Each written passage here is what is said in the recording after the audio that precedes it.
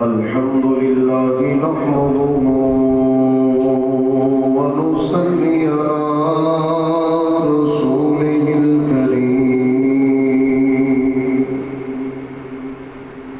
أما بعد فأعوذ بالله من الشيطان الرجيم بسم الله الرحمن الرحيم قد جاءكم من الله نور وكتاب مبين آمنت بالله صدق الله العظيم إن الله وملائكته يصلون على النبي يا أيها الذين آمنوا صلوا عليه وسلموا تسليما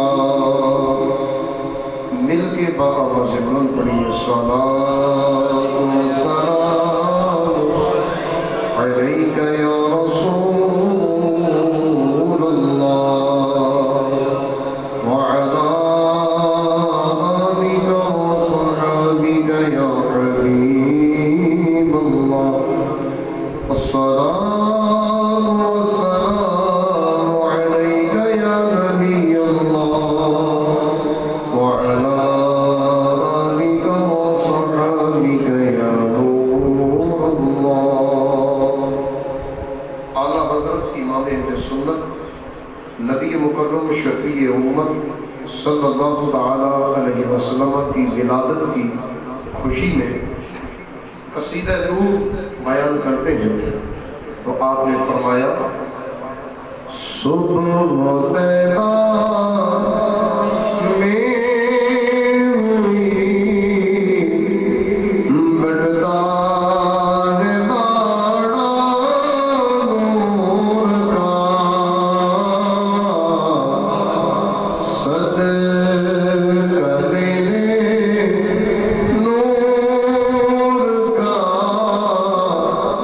آیا ہے تارا نور کا چاند جھک جاتا جدھر انگلی اٹھاتے مہد میں مہد کہتے ہیں پگوڑے کو تو اعلیٰ حضرت کہتے ہیں چاند جھک جاتا جدھر انگلی اٹھاتے مغد میں کیا ہی چلتا تھا اشاروں پر کھلونا نور کا کیا ہی چلتا تھا اشاروں پر کھلونا نور کا نبی پاک علیہ السلام خود بھی نور ہے اور آپ کے کھلونے بھی نور کے ہیں ورنہ دنیا کے اندر انسان اپنے اپنے حساب سے دل بہلاتا ہے لیکن نبی پاک علیہ السلام کا دل بہلانے کے لیے اللہ تعالیٰ نے چیزیں بھی منتخب کی ہیں تو سب سے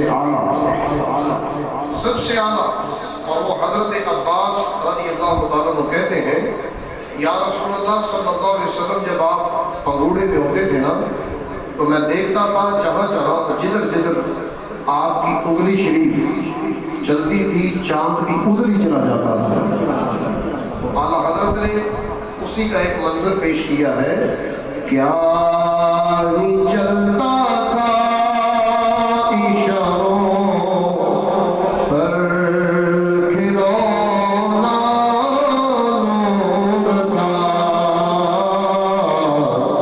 صبح طیبہ میں ہوئی بڑھتا ہے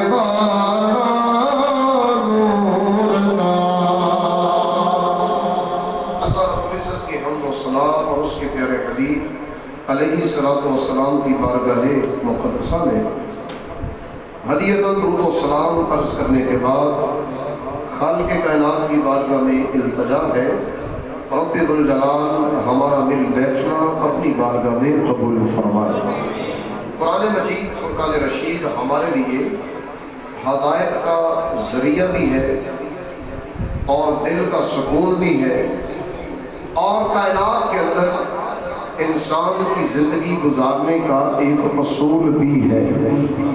कुरान पाक को अल्लाह ताला ने इतनी शान अता की है कि ज़ाहिर बात है कि जिस रब ने इतनी सारी मखलूक पैदा कर दी तो बेमकसद पैदा नहीं की, हर चीज़ का कोई ना कोई मकसद है। और सादे लफ्ज़ों में यूँ कह लो, पूरी कायनात की सारी चीज़ें इंसान के लिए पैदा की, लेकिन इंसान को दुनिया की किसी शय के लिए पैदा नहीं किया। इसको पैदा किया है तो सिर्फ अपनी इबादत के लिए पैदा किया है। अब सवाल पैदा होता है, पहला आसमान, दूसरा, तीसरा, चौथा, हुजूर फरमाते हैं मेराज की रात जब मैंने आसमान देखे तो कोई भी जगह खाली नहीं थी जहाँ पे फरिश्ता अपने रब की तस्बीह बयान न कर रहा हो। कोई भी जगह खाली नहीं, अल्लाह की तस्बीह सुबह भी शाम भी 24 घंटे। तो फिर सवाल ज़हन में आता है कि अल्लाह फरमाता है मैंने इंसान को अपनी इबादत के लिए पैदा किया, उसकी इबादत के लिए तो फरिश्ते ही बहुत हैं, तो फिर इंसान को क्यों कहा कि मैंने इसको अपनी इबादत के लिए पैदा किया? असल बात यह है कि फरिश्तों के सामने इंसान बनाने का अल्लाह ताला ने जिक्र किया और फरिश्तों ने कहा जी इंसान ना बनाओ, तेरी इबादत के लिए हम काफ़ी हैं, इस इंसान बनाने की क्या ज़रूरत है? तो अल्लाह ताला ने फरिश्तों को कहा था इन्नी अअलमु मा ला तअलमून, जो मैं जानता हूँ ऐ फरिश्तों तुम नहीं जानते, जो मैं जानता हूँ तुम नहीं जानते। देखो दुनिया के अंदर हर तरह का हुस्न, हर तरह का जमाल, हर तरह की उम्मीद और बड़े बड़े औखे बेले, कभी खुशी कभी गम, कभी बीमारी कभी सेहत, सारी जिंदगी इंसान को अता की। लेकिन जब इंसान अपने रब का जिक्र करता है तो अल्लाह ताला को इतना सोना लगता है कि अल्लाह ताला इस बंदे का जिक्र फरिश्तों के सामने करता है। फरिश्तों के सामने देखिए जिक्र खुदा आला है और जिक्र मुस्तफ़ा भी आला है, लेकिन अल्लाह ताला चाहता है कि मेरा जिक्र मेरा महबूब करे, मेरा जिक्र मेरा महबूब करे। और जब सरकार का जिक्र कोई उम्मती करे तो अल्लाह ताला को उस बंदे से इंतहाई प्यार होता है, क्योंकि नबी पाक का जिक्र करना ये अल्लाह तबारक व तआला का प्यारा अमल है। कुरान पाक के अंदर सूरह अहज़ाब और 22वां पारा अल्लाह फरमाता है सुनो, इन्नल्लाहा व मलाइकतहु युसल्लूना अलन नबी या अय्युहल्लज़ीना आमनू सल्लू अलैहि व सल्लिमू तस्लीमा। ये आपने कई बार सुनी है आयत मुक़द्दसा। अल्लाह और उसके फरिश्ते गैब की खबरें बताने वाले नबी पर दरूद भेजते हैं। ऐ ईमान वालों तुम भी उन पे दरूद भी भेजो, सलाम भी भेजो। दरूद भी सलाम भी तो हम इसलिए कहते हैं या नबी सलाम अलैका या रसूल सलाम अलैका, बुलंद आवाज़ से या नबी सलाम या रसूल सलाम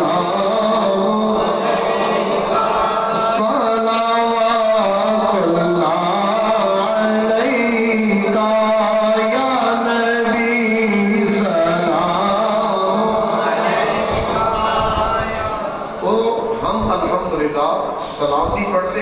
ساتھ ساتھ صلات بھی پڑھتے ہیں۔ اب یہاں جو آیت آپ نے سنی ہے، اللہ فرماتا ہے بے شک اللہ اور اس کے فرشتے درود بھیجتے ہیں۔ کب سے؟ سوچا ہے کبھی؟ کب سے بھیجتے ہیں؟ کوئی لمٹ، کوئی وقت نہیں بیان کیا۔ تو بھیجتے کس پر ہے؟ اپنے محبوب پر۔ تو پھر یہی پتہ چلتا ہے کہ اللہ تبارک و تعالیٰ نے نور مصطفیٰ کو کب سے بنایا، وہ بنانے والا جانتا ہے، بننے والا مصطفیٰ جانتا ہے۔ ہم تو اتنا جانتے ہیں کہ حضرت جابر رضی اللہ تعالیٰ عنہ نبی پاک سے پوچھتے ہیں، یا رسول اللہ بتائیے اللہ تعالیٰ نے سب سے پہلے کس چیز کو پیدا کیا؟ تو نبی پاک فرماتے ہیں، یا جابر قد خلق اللہ نور نبی کا من نورہ، اے جابر اللہ نے سب سے پہلے تیرے نبی کے نور کو اپنے نور سے پیدا فرمایا۔ جب ہم یہ حدیث بیان کرتے ہیں تو بڑے بڑے بے وقوف قسم کے لوگ جاگ پڑتے ہیں اور ان کے بھی آنکھیں کھل جاتی ہیں اور ذہن کے اندر کئی طرح کے وسوسے آنا شروع ہو جاتے ہیں، اور وہ کہتے ہیں جب اللہ نے اپنے نور کے ساتھ نبی پاک کا نور پیدا کیا تو پھر اس کا مطلب یہ ہوا اللہ کا نور کم ہو گیا، اس میں کمی آ گئی۔ تو لہٰذا اس طرح نہیں کہنا چاہیے۔ میں چھوٹی سی مثال دیتا ہوں، جیسے جیسے انسان کا ایمان مضبوط ہوتا ہے نا تو ویسے ویسے انسان کی عقل بھی اللہ تعالیٰ مضبوط کر دیتا ہے، اور جیسے جیسے ایمان کمزور ہوتا ہے ویسے ویسے عقل بھی خراب ہو جاتی ہے، اور جب دل سے ایمان ہی نکل جاتا ہے نا تو عقل پھر کام کرنا چھوڑ جاتی ہے۔ وہ مجنون ہے، پاگل ہے، مردہ ہے، چلتا پھرتا، جس کے دل میں نبی پاک کا پیار نہیں، میرے مصطفیٰ کی عظمت نہیں، اور دل میں عیب لیے پھرتا ہے، یاد رکھ چلتا پھرتا مردہ ہے۔ اس طرح کے مردے وہ تو میرے مصطفیٰ کے زمانے میں بھی بڑے چلتے تھے، حضور کے پیچھے نمازیں پڑھتے، سرکار کے ساتھ بیٹھ کر بعض وقت کھاتے بھی تھے، لیکن جب اپنے خبیثوں کے پاس جاتے تو جا کر کہتے ہم تو وہاں مذاق کر رہے تھے۔ اور اللہ قرآن میں کہتا ہے وَإِذَا خَلَوْا إِلَىٰ شَيَاطِينِهِمْ، جب یہ اپنے شیطانوں کے پاس جاتے ہیں تو جا کر کہتے ہیں ہم تو تمہارے ساتھ کے ہیں، وہاں پر تو ہم نے مذاق کیا ہے۔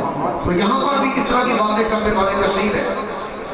مثال دوں، ایک موم بتی یا ایک چراغ کسی جگہ پہ جلایا جائے اور پھر آپ بہت ساری موم بتیاں لے آئیں یا کوئی چراغ بہت سارے لے آئیں، صرف ایک چراغ سے سینکڑوں، ہزاروں، لاکھوں، کروڑوں پوری دنیا کے چراغ جلاتے جاؤ، بتائیے جس چراغ سے آپ نے جلایا ہے سینکڑوں کو، کیا اس چراغ کی لائٹ میں کمی آئے گی؟ میں نے تو نہیں دیکھی اور آپ نے بھی نہیں دیکھی ہوگی، دیکھیں گے بھی نہیں۔ ایسا ہوتا ہی نہیں کہ لائٹ کے اندر کمی آ جائے، اور دنیا کا نور ہی تمہیں سمجھا رہا ہے کہ جب اس دنیا کے نور کے اندر کمی نہیں آ سکتی تو جس نے نور کو پیدا کیا ہے اس کے نور میں کمی کیسے آ سکتی ہے؟ میں اس کے نور کی مثال دیتا ہوں جو اللہ نے اپنے نور کی مثال دی ہے قرآن سے۔ پوری سورہ نور ہے قرآن میں۔ کون سی سورت ہے؟ سورہ نور، بلند آواز سے بولو، کون سی سورت ہے جی؟ 18واں پارہ سورہ نور، اور اس کے اندر اللہ تعالیٰ نے اپنے نور کی مثال دی ہے بڑے لاجواب طریقے سے، اور اصل اپنے نور کی مثال بیان کر کے نور مصطفیٰ سمجھایا ہے۔ نور مصطفیٰ کیسے سنو، فرمایا اللہ نور السماوات والارض مثل نورہ کمشکاۃ فیہا مصباح المصباح فی زجاجہ الزجاجہ کأنہا کوكب درّی یوقد من شجرۃ مبارکۃ زیتونۃ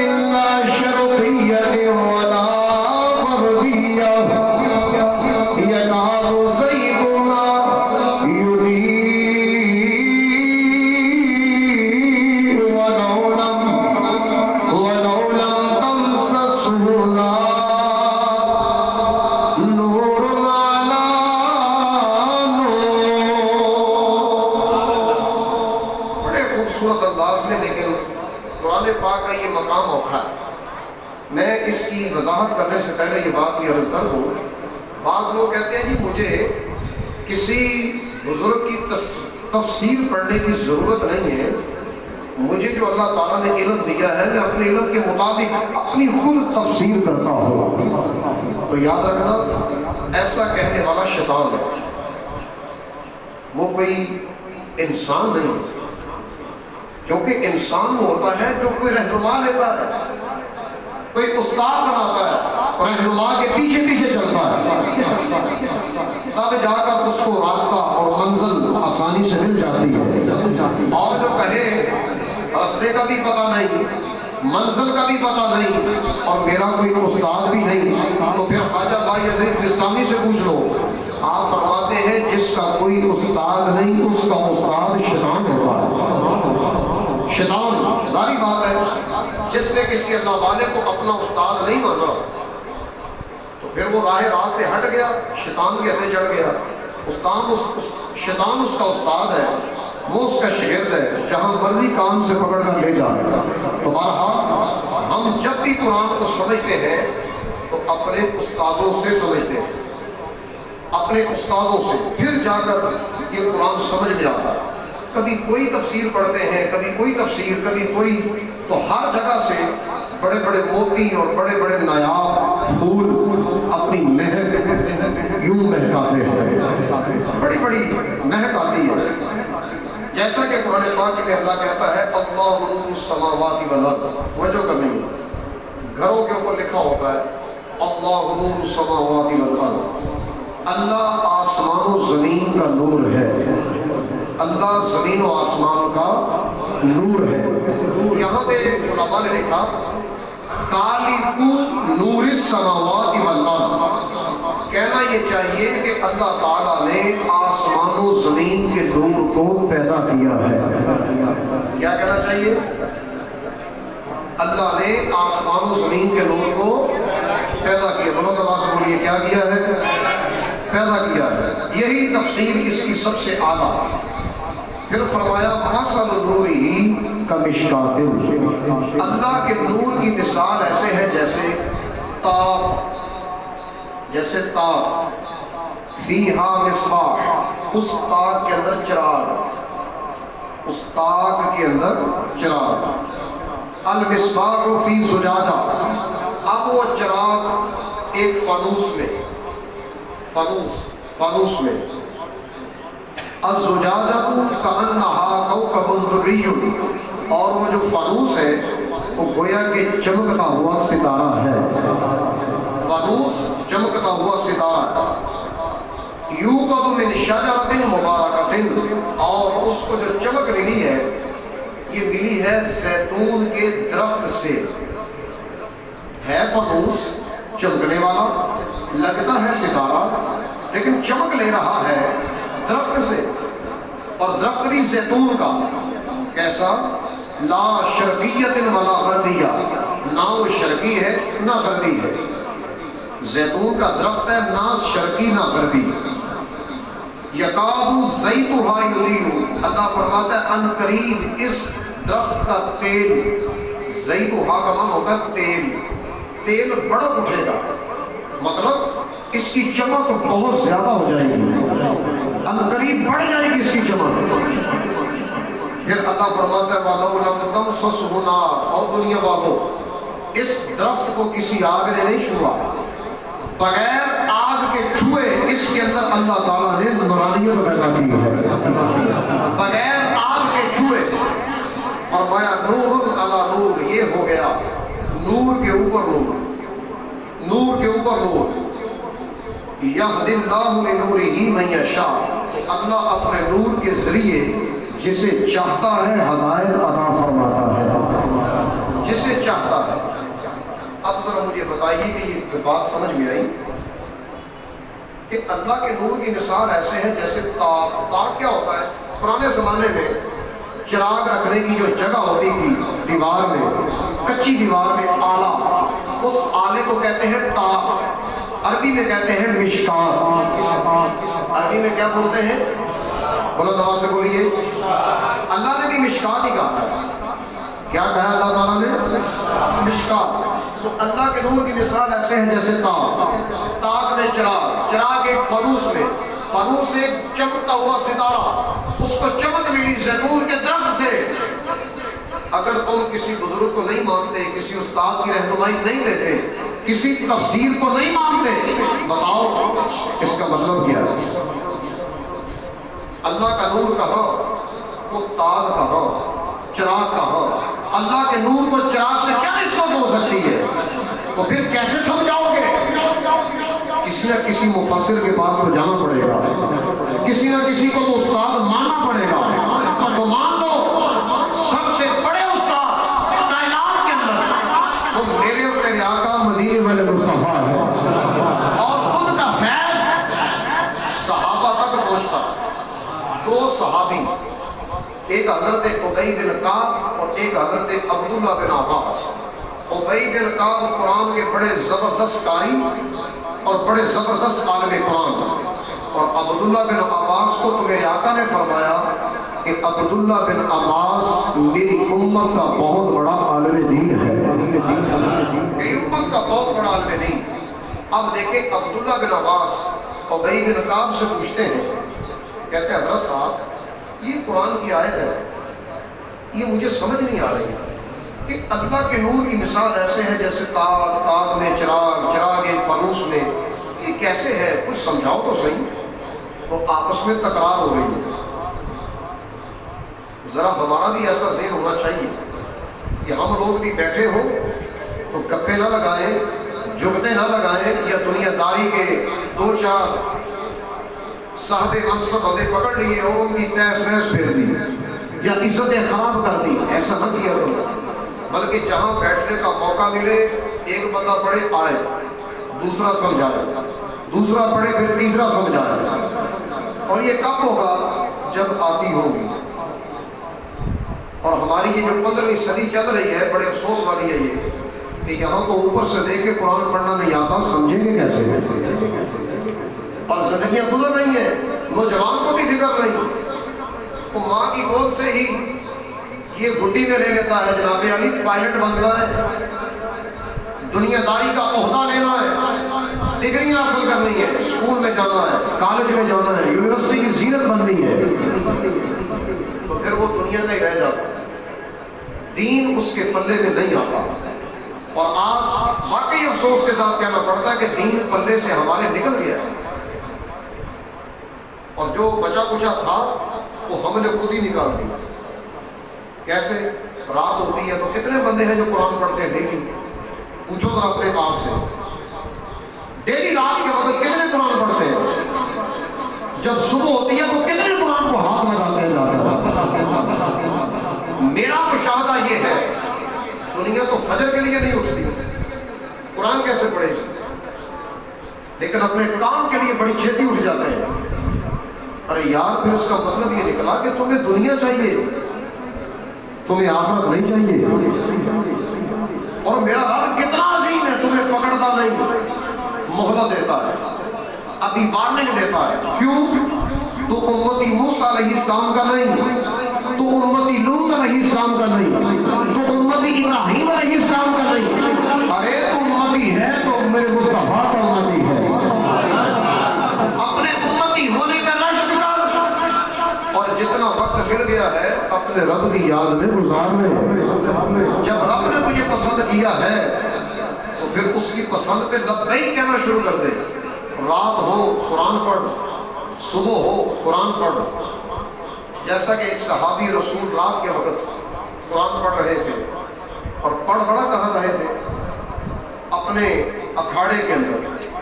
اکھاڑا کہتے ہیں ویدی، حویلی کے اندر جہاں جانور باندھے جاتے ہیں، گھوڑا آپ کے قریب باندھا ہوا تھا، تو وہاں رات کے وقت قرآن کی تلاوت کر رہے تھے صحابی رسول، اور پاس آپ کا ایک بیٹا چھوٹا سا سویا ہوا تھا، گھوڑا بھی قریب باندھا ہوا تھا۔ تو گھوڑا بار بار اچھلتا تھا، بار بار اچھلتا، بار بار۔ آپ نے بیٹے کو اپنے قریب کر لیا، کہیں گھوڑا اس کے اوپر ہی نہ آ جائے، پھر قرآن کی تلاوت شروع کر دی، حتیٰ کہ قرآن پڑھتے رہے۔ اچانک آسمان کی طرف دیکھا تو ڈر گئے، آسمان کے اوپر لائٹیں ہی لائٹیں، جدھر دیکھتے ہیں لائٹیں ہی لائٹیں، ایسے لگتا ہے جیسے قندیلیں روشن کر کے لٹکا دی گئی ہو۔ تو صحابی کہتے ہیں کہ ڈر کے مارے میں نے تو پھر قرآن بند کر دیا، پڑھنا بند کر کے آرام سے سو گئے۔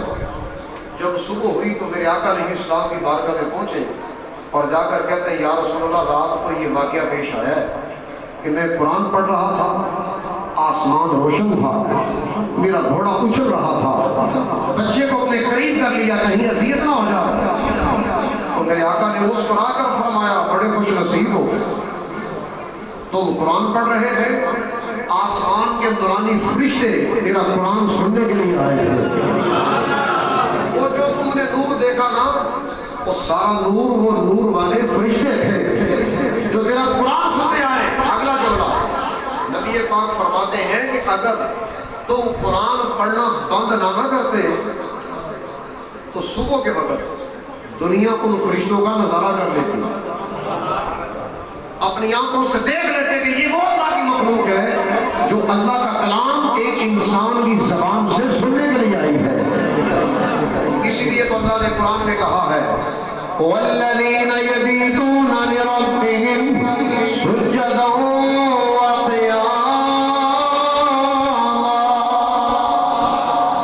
رحمان کے بندے وہ ہیں جن کی راتیں کبھی قیام میں گزرتی ہیں، کبھی رب کی بارگاہ میں سجدے میں گزرتی ہیں۔ اور ایک مقام میں اللہ فرماتا ہے یا ایھا الانسان ما غرک بربک الکریم۔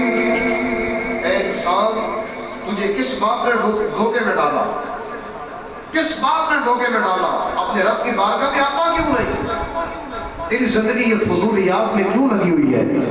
رات ہوتی ہے ذرا سینمے گھروں میں دیکھو جا کر، لائنیں لگی ہوئی ہیں، موبائل بھی ہاتھ میں آ گیا ہے پھر بھی لائنیں لگی۔ کیا کر رہے ہیں؟ فلمیں دیکھ رہے ہیں، ناچ دیکھ رہے ہیں، بیہودہ لڑکیوں کو دیکھ رہے ہیں، اپنے دل کی ہوس کو پورا کیا جا رہا ہے، کھچا کھچ ان کا وہ سینما بھرا ہوا ہے، شیطان کا آباد ہے۔ اور ادھر آ کر دیکھو مسجدوں کے اندر لاکھوں روپیہ لگا دیا مسجدوں کے اوپر، کروڑوں روپیہ لگ گیا مسجدوں کے اوپر، تلاوت کرنے والا کوئی نہیں، بیٹھ کر وہاں قرآن سننے والا کوئی نہیں، اور اگر کوئی 2-4 منٹ کے لیے آ بھی جاتا ہے دل لگتا ہی نہیں۔ 5-7 سجدے کیے اور نکل گیا۔ یہی میری زندگی ہے۔ 2 رکعت بڑی مجبوری سے پڑھنا آتی ہے، 4 رکعتیں بہت مجبوری سے، نہ کبھی سنتیں پڑھی نہ کبھی نفل پڑھے، بس زندگی گزر رہی ہے۔ ارے یار زندگی بدلو، کب بدلو گے؟ ورنہ یہ زندگی تمہیں بدل دے گی۔ کیسے بدلے گی؟ کہ آج تیری زندگی کا دن ہے، کل رات ہو جائے گی، تیرا یہ حسن سب مٹی میں مل جائے گا، تیری یہ جوانی اعضاء میں قوت سب مٹی میں مل جائے گی۔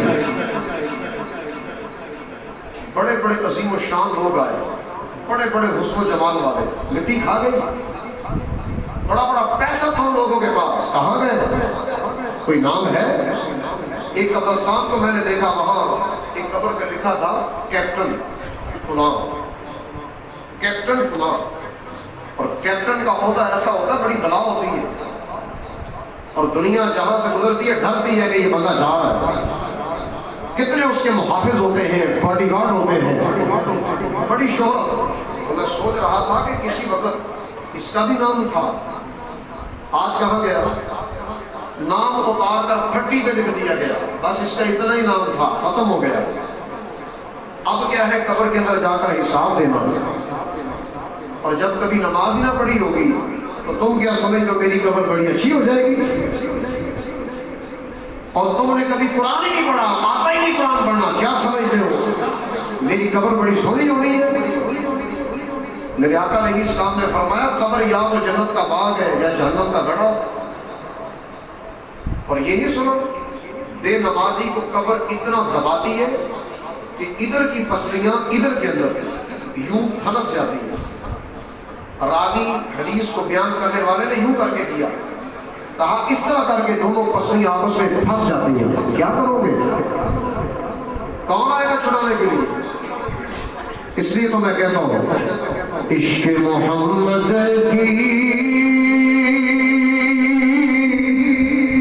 شمع جلانا دل میں، بعد مرنے کے قبر میں اجالا ہوگا۔ عشق محمد کی شمع جلانا دل میں، بعد مرنے کے قبر میں اجالا ہوگا۔ اور عشق محمد کون دیتا ہے؟ قرآن۔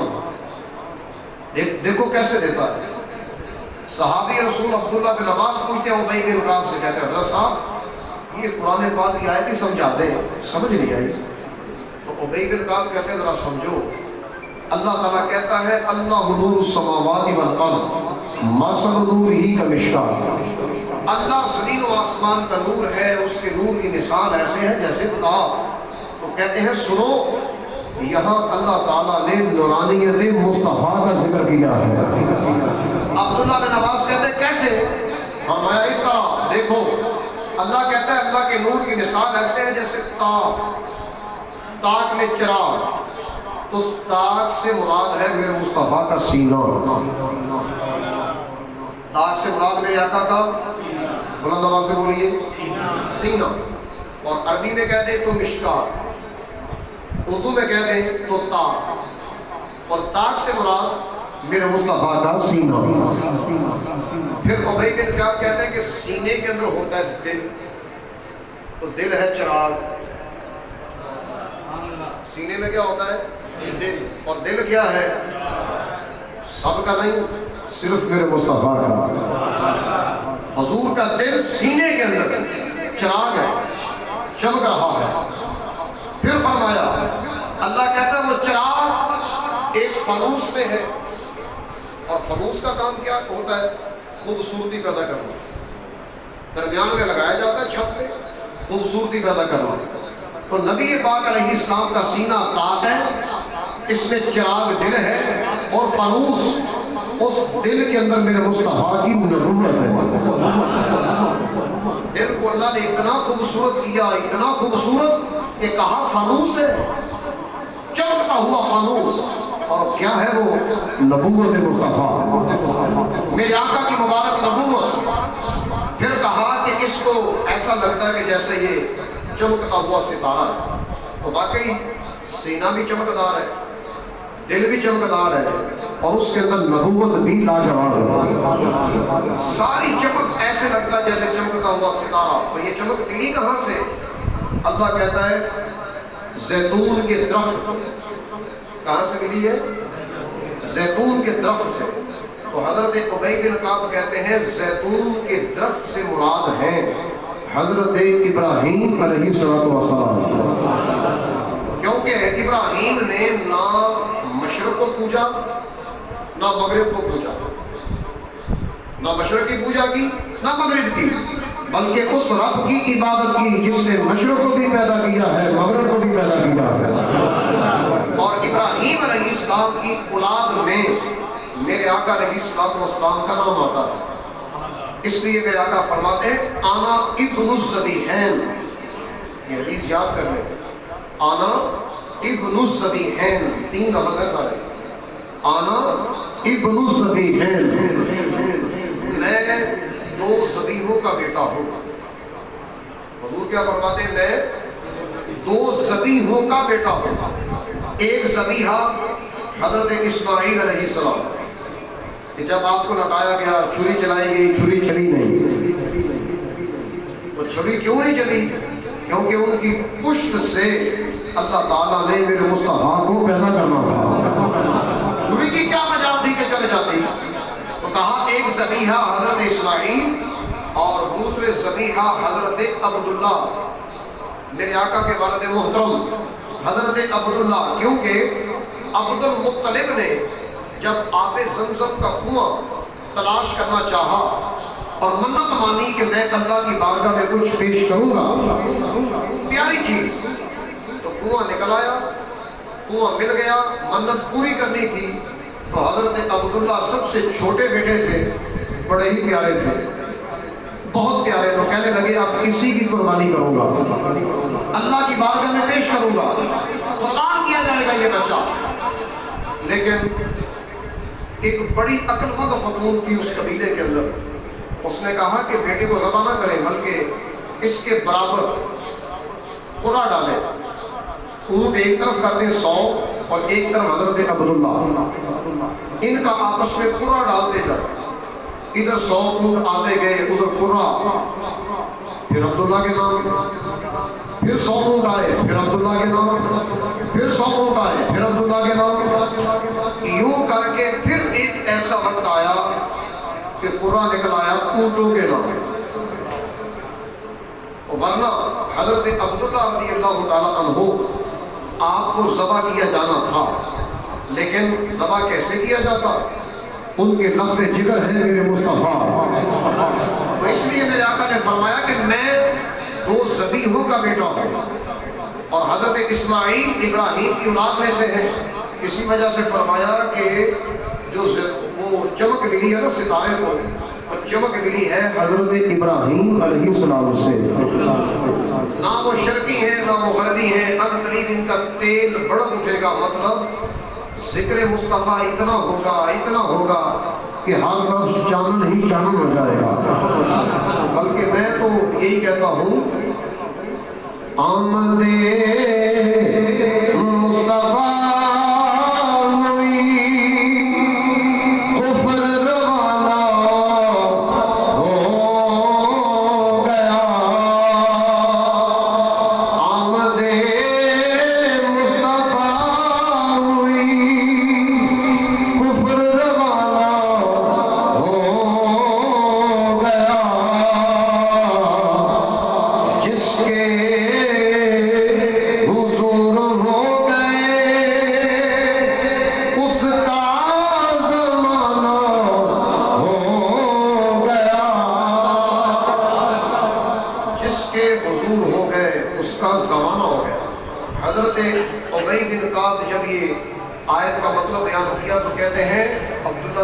سمجھ آئی، یہ ہے نور علی نور، کہ ابراہیم بھی نور اور میرے ابراہیم کی اولاد میں سے نبی پاک علیہ السلام بھی نور ہے۔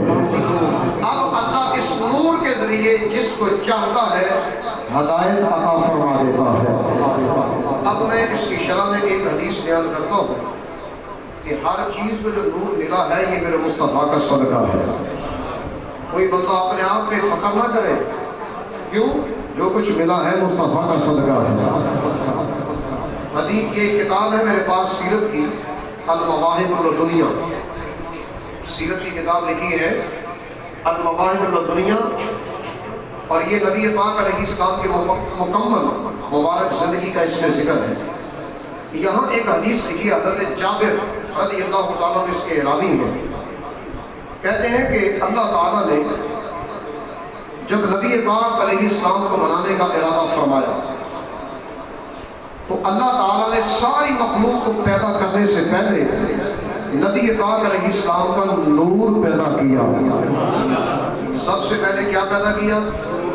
بولو دبا سے بولیں، آگے اس کی تقسیم کا نہیں ہونی ہے، بولیں ذرا، کیا پیدا کیا؟ نور۔ سب سے پہلے اللہ نے نبی پاک کا نور پیدا کیا۔ اب نبی پاک علیہ السلام نے پھر خود فرمایا کہ اللہ تعالیٰ نے میرے نور کے 4 حصے کیے۔ کتنے حصے کیے؟ بلند آواز سے بولو، کتنے؟ 4 حصے۔ نمبر 1، پہلے حصے سے اللہ تعالیٰ نے قلم کو پیدا کیا۔ قلم، اور قلم سے مراد لکڑی کا نہیں، لوہے کا نہیں، پتل کا نہیں، بلکہ نور کا قلم۔ نور کا قلم اللہ تعالیٰ نے پیدا کیا پہلے حصے سے۔ دوسرا حصہ فرمایا تختی، لوح، تختی، لوح محفوظ، جس کے اوپر ساری دنیا کی تقدیریں لکھی ہوئی ہے، اور یہ لوح محفوظ ہے 7 8वें आसमान पर। कहाँ है लोहे महफूज? और कुरान पाक में भी अल्लाह इसका जिक्र करता है फी लौहिन महफूज। कुरान लिखा हुआ है सारे का सारा लोहे महफूज में, पूरे का पूरा कुरान लिखा है लोहे महफूज में। दूसरे हिस्से से बनाया लौह, पहले हिस्से से पैदा किया कलम, और तीसरे हिस्से से पैदा किया अल्लाह का अर्श। तीसरे हिस्से से क्या पैदा किया? अर्श आज़म। और फिर जो चौथा नूर का हिस्सा था उसके फिर 4 हिस्से कर दिए। जो चौथा हिस्सा था उसके फिर 4 बना दिए। तो पहले हिस्से से अल्लाह तबारक व तआला ने अर्श को उठाने वाले फरिश्ते पैदा किए। पहले हिस्से से क्या पैदा किया? अर्श को उठाने वाले फरिश्ते। आज 4 हैं, क़यामत वाले दिन 8 होंगे। अभी 4 हैं, क़यामत वाले दिन कितने होंगे? 8 फरिश्ते कुरान कहता है अल्लाह के अर्श को उठा के खड़े होंगे। तो ये पहले हिस्से से अल्लाह ताला ने अपने अर्श को उठाने वाले फरिश्ते पैदा किए, और दूसरे जुज़ से अल्लाह ताला ने कुर्सी पैदा की। कुर्सी भी लकड़ की नहीं, पत्थर की नहीं, बल्कि नूर की कुर्सी, जिसके बारे में कहता है खुद आयतुल कुर्सी में, पूरी आयतुल कुर्सी है कुर्सियुस्समावाति वल अर्द। अल्लाह की कुर्सी इतनी बड़ी है कि ज़मीन व आसमान भी उसके इहाते में आ जाता है। ज़मीन व आसमान भी उसके इहाते में आ जाता है, ज़मीन व आसमान से भी बड़ी कुर्सी। तो दूसरे हिस्से से कुर्सी पैदा की। तीसरे हिस्से से सारे फरिश्ते पैदा किए। तो बताओ जरा, सरकार के नूर से सारे फरिश्ते पैदा किए। फिर फरमाया चौथा हिस्से की बारी आई तो उसके मजीद आगे 4 कर दिए। चौथे हिस्से की बारी आई तो मजीद आगे 4 बना दिया। पहले हिस्से से अल्लाह तबारक व तआला ने 7 आसमान पैदा किए। पहले हिस्से से 7 आसमान पैदा किए, और दूसरे हिस्से से अल्लाह ताला ने 7 ज़मीनें पैदा की। तीसरे हिस्से से अल्लाह तबारक व तआला ने जन्नत और दोज़ख की अशिया को पैदा किया। तो गोया कि जन्नत दोज़ख का जो नूर है ना, ये भी मेरे मुस्तफ़ा का सदका है। चौथे हिस्से की बारी आती है तो चौथे हिस्से को फिर 4 तरह में तकसीम कर दिया। चौथे हिस्से को मजीद 4 तरह के अंदर तकसीम किया। पहले हिस्से से ईमान वालों की आंखों का नूर पैदा किया। हमारी आंख के अंदर जो नूर होता है, हमें नजर आता है ये अच्छा है, बुरा है, काला है, पीला है, क्या है। वरना नबीना भी तो होता है ना, उसकी आंख होती है, नजर नहीं आता। डेला घूम रहा होता है लेकिन नजर कुछ नहीं आता। तो ये अल्लाह की कुदरत है, जिसको चाहे देखने की ताकत दे, जिसको चाहे ना दे। तो बहरहाल ईमान वालों के आंखों के नूर को पैदा किया नूर मुस्तफ़ा से, और दूसरे हिस्से से अल्लाह तबारक व तआला ने मोमिनों के दिल के नूर को पैदा किया। दिल के अंदर भी नूर होता है, रोशनी होती है, जिसकी वजह से बंदा पहचान लेता है कि अल्लाह है, मुस्तफ़ा अल्लाह के आखिरी नबी है, जन्नत भी है, दोज़ख भी है, कुरान भी है, और कुरान सारा उस नूर के जरिए सीने में आ जाता है। जरा ये समझो राज, कुरान भी नूर है और दिल के अंदर भी नूर होता है। और नूर हर जगह नहीं होता, ईमान वालों के दिलों में नूर होता है। और ईमान वालों के दिलों में जब नूर होता है तो नूर नूर की जगह पर ही आता है। इसीलिए अबू दाऊद की हदीस है, नबी पाक अलैहिस्सलाम ने फरमाया आखिरी ज़माने में कौम आएगी, कुरान बड़ा अच्छा पढ़ेंगे, तुम उनके सामने अपने कुरान को बड़ा नीचा समझोगे कि हमारी इतनी सोहनी आवाज़ नहीं, इतना सोहना अंदाज नहीं, इनका बड़ा सोहना है। लेकिन फरमाया वो लोग दीन से ऐसे निकल जाएंगे जैसे शिकार से तीर निकल जाता है, तीर वापस नहीं आता। फरमाया वो लोग दीन के अंदर वापस नहीं आएंगे। अब जरा फैसला कर लो, क्या सारे सुन्नी ऐसे हैं? सीधा सा मैं सवाल करता हूँ, क्या सारे सुन्नी ऐसे हैं जिनके सीने में कुरान नहीं आता? अगर कायनात के अंदर इस वक्त جو ایک جماعت اہل سنت ہے جس کی نسبت رضوی بھی ہے، جس کی نسبت قادری بھی ہے اور جس کی نسبت حنفی بھی ہے، اگر ان کے اندر تمہیں کوئی قرآن کا قاری نہ ملے، اگر کوئی قرآن کا عالم نہ ملے، قرآن کو کما حق ہو سمجھنے والا نہ ملے، تو سمجھ کائنات کے اندر پھر اس نور کو کسی کو دیا ہی نہیں گیا، یہ نور کسی کو بھی نہیں ملا۔ تو پھر میں چند مثالیں دیتا ہوں۔ اہل سنت کے اندر ہے عبد القادر جیلانی،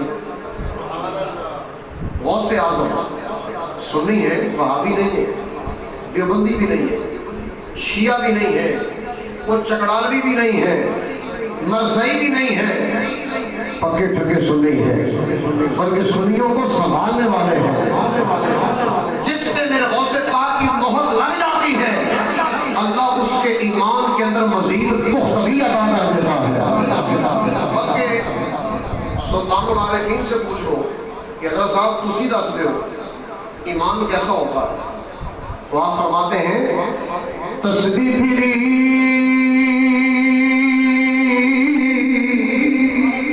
پر دل نہ پھریا، علماء کی تسبیح ہاتھ پھڑ کے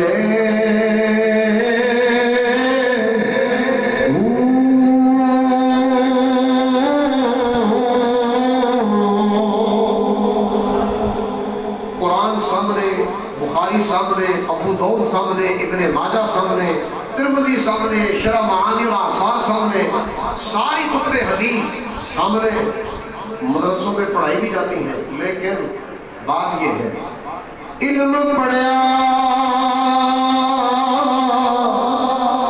پر ادب نہ سکھیا، اور لینا کی علم پڑھ کے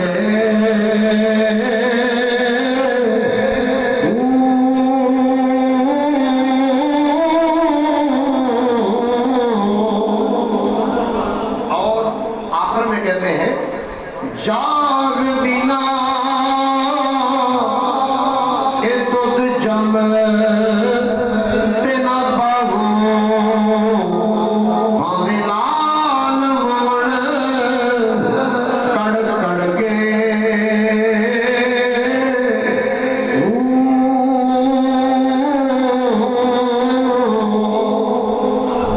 تو قرآن بھی سمجھنا ہے، حدیث مصطفیٰ سمجھنی ہے، کوئی اچھا سا استاد، عاشق رسول، دل والا، محبت رسول جس کے دل میں ہو، نظر آئے، زبان سے اظہار ہو، ایسے بندے سے جا کر قرآن سیکھو، ایسے بندے سے جا کر کہو جناب علی مجھے حدیث مصطفیٰ بیان کر، اور اگر زبان سے زندگی میں ایک بار بھی میرے آقا کا نقص بیان کرتا دیکھو تو اس کو کہو اپنا علم اپنے پاس رکھ، ہمیں تیرے علم کی ضرورت نہیں، شیطان کے پاس ایک بڑا علم تھا، تو ہم مصطفیٰ کے گستاخوں سے قرآن نہیں سیکھتے، نبی پاک کے عاشقوں سے قرآن سیکھتے ہیں۔ یہی ہماری زندگی ہے، دل کا نور جس کے نور سے ملا، ہم بھی نور والوں سے یہ قرآن کا نور لیتے ہیں، تو دل کا نور بھی اللہ تعالیٰ نے نور مصطفیٰ سے پیدا کیا۔ تیسرے حصے سے اللہ تبارک و تعالیٰ نے جن و انس سب پیدا کر کے ان کو سنبھالنے والا ایک جملہ پیدا کیا، اور اس جملے کا نور پیدا کیا۔ جملہ کیا ہے؟ لا الہ الا اللہ محمد رسول اللہ، کہ اللہ کے سوا کوئی معبود نہیں، محمد اللہ کے رسول ہے۔ یہ جو کلمہ شریف ہے نا، یہ بھی لاجواب نور ہے۔ اب یہ حدیث کے الفاظ ختم ہو جاتے ہیں تو پتہ یہی چلتا ہے نبی پاک کے نور سے ابتدا ہوتی ہے اور نبی پاک کے نور پر ہی انتہا ہوتی ہے، اور یہی رب نے کہا اول بھی میرا مصطفیٰ اور آخر بھی میرے مصطفیٰ۔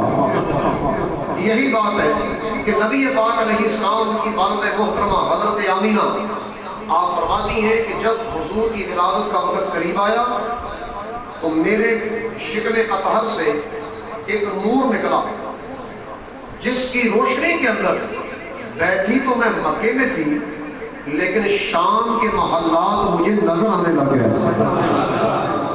یہ ہے میرے آقا علیہ السلام کا مبارک نور، جس کی برکات ہماری آنکھوں میں بھی ہے، ہمارے دلوں میں بھی ہے، اور ہمارے پاس ہاتھوں میں قرآن کا نور ہے، کبھی درود پاک کا نور ہے، کبھی ہمارے پاس نماز کا نور ہے۔ ہر چیز تو نورانیت، جو بھی روشنی پیدا ہوئی سارا صدقہ ہی میرے مصطفیٰ کا ہے۔ اسی لیے اللہ کہتا ہے قد جاءکم من اللہ نور و کتاب مبین، آیا تمہارے پاس اللہ کی طرف سے ایک نور، پھر فرمایا روشن کتاب۔ نور کا ذکر پہلے، کتاب کا ذکر بعد میں۔ وجہ یہ ہے کہ کتاب اندھیرے میں نہیں پڑھی جا سکتی، کتاب نور میں ہی پڑھی جا سکتی ہے۔ تو کتاب قرآن پاک کسی بد مذہب سے نہیں سیکھی جا سکتی، اگر سیکھی جا سکتی ہے تو کسی عاشق رسول سے سیکھی جا سکتی ہے۔ اللہ تبارک و تعالی ہمارا مل بیٹھنا اپنی بارگاہ میں قبول فرمائے۔ بڑا مبارک دن ہے جو آنے والا ہے، 12 ربیع الاول کا دن۔